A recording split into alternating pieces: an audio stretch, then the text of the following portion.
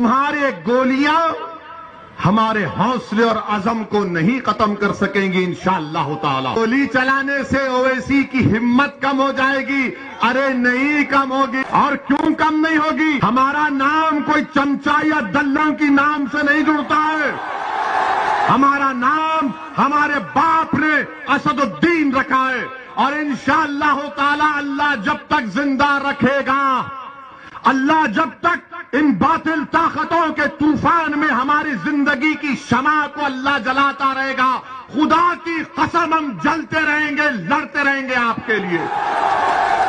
موت تو سب کو آنی ہے، کوئی موت سے بچنے والا نہیں ہے، آگے پیچھے کی بات ہے، وہ یا پیچھے ہے ہم جائیں گے، مگر موت سے اگر میں ڈر گیا تو پھر میں علامہ فضل حق خیرآبادی کو، ریشمی رومال کے تحریک چلانے والوں کو حشر کے میدان میں کیا چہرہ دکھاؤں گا؟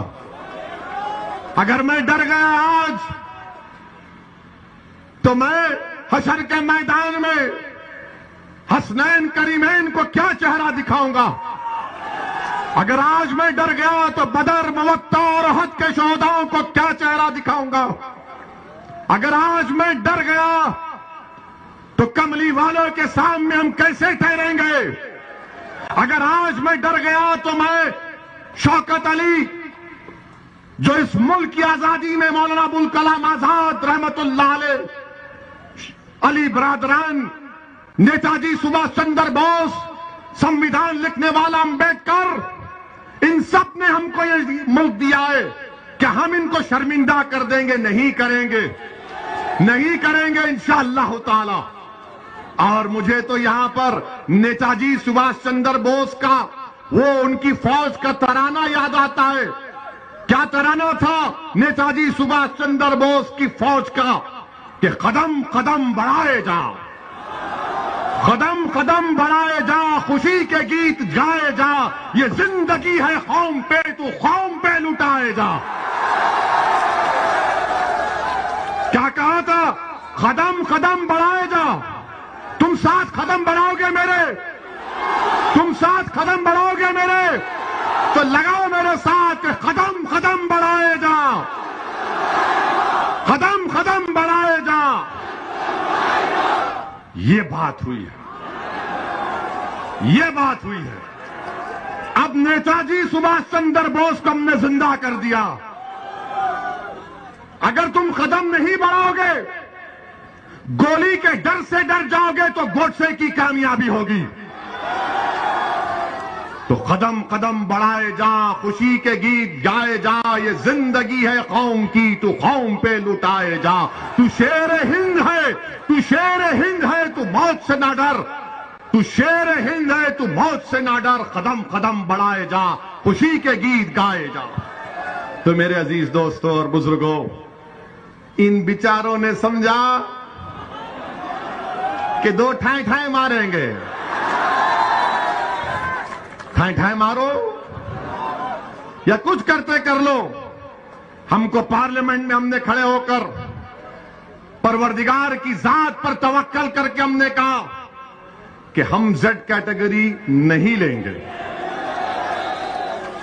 آج بھی ہم کو بتایا گیا کہ دیش کے ہوم منسٹر امت شاہ نے پارلیمنٹ میں کہا کہ ہم اویسی جی سے اپیل کرتے ہیں کہ وہ سرکشا لے لیں۔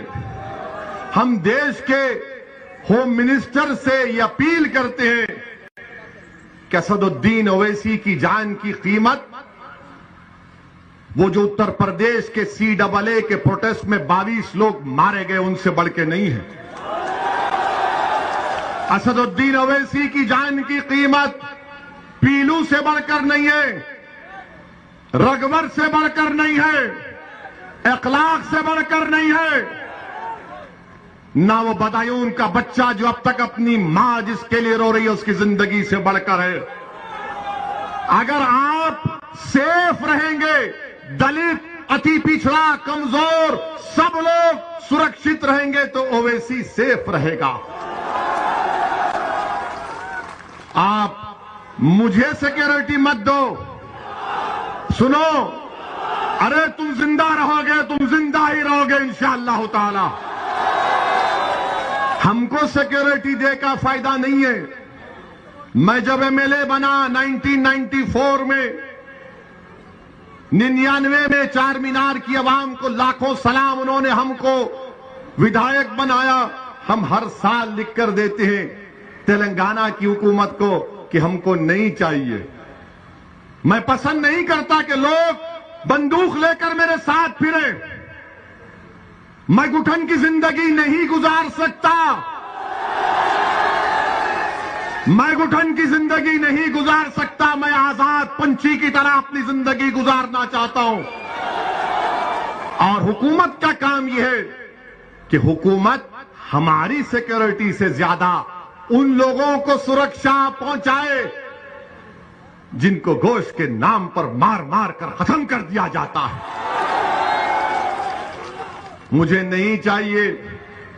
میں امت شاہ کو, ہمارے ہوم منسٹر کا, ان کے اس الفاظ کا شکریہ ادا کرتا ہوں, مگر میں یہ کہنا چاہ رہا ہوں مودی سرکار سے کہ آپ مجھے زیڈ کیٹیگری نہیں, مجھے اے کیٹیگری کا شہری بنائیے, ہم سب برابر ہو جائیں. یہ وقت کا تقاضا ہے, یہ غریبوں کا مطالبہ ہے. غریب یہ دیکھنا چاہ رہا ہے کہ اگر اویسی پنجرے میں بند ہو گیا تو پھر کون میری آواز کو اٹھائے گا. مظلوم یہ دیکھ رہا ہے کہ اویسی کٹور اور میرٹھ کے گلی کوچوں میں غریبوں مظلوموں کے درمیان میں چل کر ان نوجوانوں سے ہاتھ ملا رہا ہے, تو کٹھور میں کسی ایک ماں نے مجھے اپنے قریب بلا کر میرے سر پر ہاتھ رکھ کر کہا کہ بیٹا تیرے اللہ تیری حفاظت کرے گا. شاید اسی ماں کی دعا مجھے ان گولیوں سے بچا گئی. میرے عزیز دوستوں اور بزرگوں, میرا پیغام صرف یہی ہے, اپنے حوصلوں کو بلند رکھو, اپنے حوصلوں کو بلند رکھو. موت تو آئے گی ایک دن, سب کو, ہم سب کو آئے گی, مگر دیکھنا یہ ہے کہ تم نے زندگی کیسے گزاری. کیا تم نے دری بچھا کر زندگی گزارو گے؟ کیا تم قیدی بن کر زندگی گزارو گے؟ کیا تم یہی نعرہ لگاؤ گے کہ بھیا تجھ پہ جوانی قربان؟ میں تو یہ نہیں کہہ رہا ہوں کہ مجھ پر قربان ہو جاؤ, بلکہ میں یہ کہہ رہا ہوں کہ اویسی اتر پردیش جنتا پر اپنے آپ کو قربان کرنے کے لیے آیا.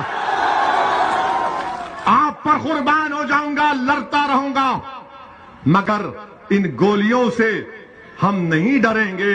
موت تو آئے گی. کون سا بھارت بنا رہے ہیں دیکھ لو.